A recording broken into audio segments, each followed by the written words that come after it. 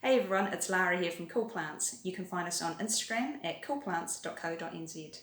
Today we're looking at stringer pearls. This is a striking succulent which features long beaded tendrils which can grow up to 1 metre or longer.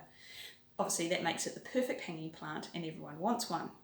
They can be a quirky plant, but they can also be a little bit tricky to care for unless you give them exactly what they're after. When it comes to repotting, use a quality potting mix like Tui indoor plant mix. And take care when you're tipping your plant out because the plant has very shallow root systems, so you just want to make sure you don't disturb that too much.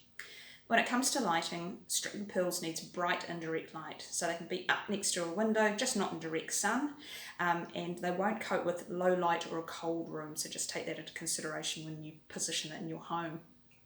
Being a succulent, stringer pearls are very sensitive to water and will not cope with overwatering.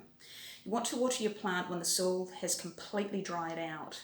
So during summer that might be 2 to 3 weekly, and during winter even longer, so maybe even 4 weeks. But again, just test the moisture levels before you water, and then you'll know whether your plant requires watering or not. When it comes to feeding, stringer pearls are not a heavy feeder.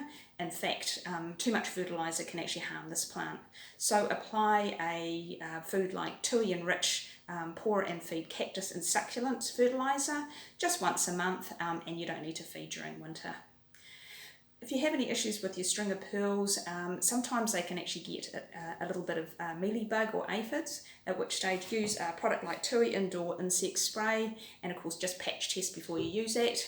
And then the other common issue with stringer pearls, which we've already alluded to, is overwatering. So again, just test that moisture before you water and you should be right.